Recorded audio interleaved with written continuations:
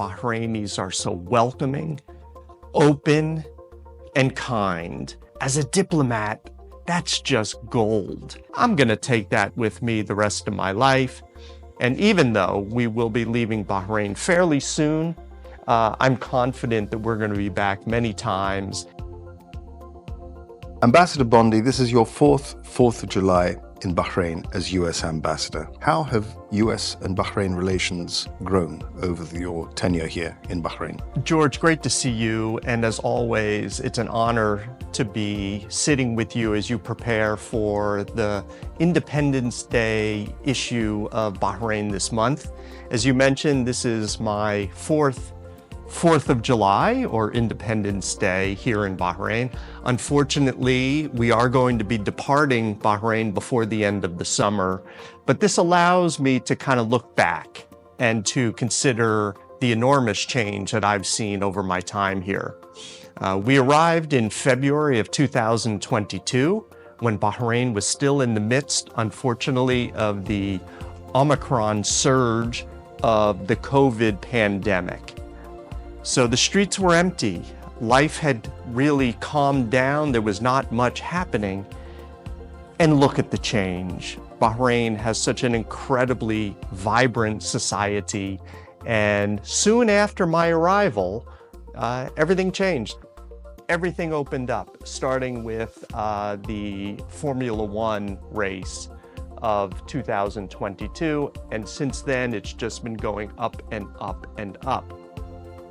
When I look back on my time here, one of the things that I'm particularly proud of is that the United States and Bahrain agreed to and signed a new strategic security agreement, the Comprehensive Security Integration and Prosperity Agreement.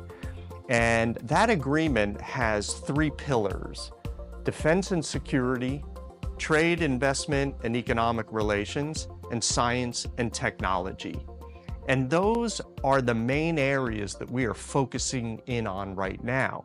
And in a particular highlight goes to space science. Of course, Bahrain has formed the Bahrain Space Agency and is really making great progress in this area. The United States is partnering with the Bahrain Space Agency and other elements of the country, the government, the economy, in order to make progress in those areas. And just as the best example, it was a SpaceX rocket that launched the Al-Munzir satellite into orbit in March.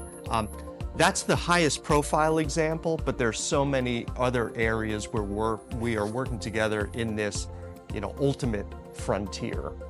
Education and cultural exchange programs played a very strong role in US-Bahrain relations. Is there anything on the horizon that you'd like to talk about in this regard? Well, we're very proud of the long relationship our two countries have had in the education sphere. And so many of the leaders of Bahrain, members of the cabinet, have been educated in the United States or otherwise been involved in the American educational system. We want to see that continue now and into the future. And we are very pleased that we are now processing visa applications for students who plan to study in the United States as soon as this fall. We're glad that we're back doing that work, and we're hoping to see a large demand for those educational visas. But more broadly, the United States government has had exchange programs with Bahraini citizens for a long time. Somewhere on the order of about 800 Bahrainis have participated in U.S. Embassy-sponsored exchange programs. And if you look at those 800 individuals, they run the gamut of Bahraini society: government, academic, science, healthcare, economy, business. And we really think that by investing in these young people, we're setting the conditions for a really prosperous and dynamic future for Bahrain. What were your priorities during your diplomatic tenure here? And have they been achieved and accomplished? Look, I'm not making any news here when I say that Bahrainis are so welcoming, open, and kind. As a diplomat, that's just gold, because what we want to do is we want to interact with the people, and Bahrain affords us so many opportunities. A former American diplomat used to say that diplomacy is a contact sport. Now, that doesn't mean hurting one another. What it means is getting in front of someone face to face, shaking hands, reading body language, and communicating, and carrying out activities on behalf of your government and your country. Bahrain allows us to do that. But one of the things that makes me most happy is our ability as foreigners, as diplomats, to be accepted into Bahraini society. Bahrain has a very deep and respectful civilization and culture, traditions and heritage. And it's the best thing for me to be actually engaging with Bahraini people, learning about their customs and traditions, and showing respect. Ultimately, any successful diplomat has got to be able to have an interest in the culture that they are serving in, and having an enthusiasm for learning more about it. And even though we will be leaving Bahrain fairly soon, I'm confident that we're going to be back many times in order to re-engage our friends, our contacts, and our dear acquaintances here. Ambassador Bondy, you're leaving Bahrain.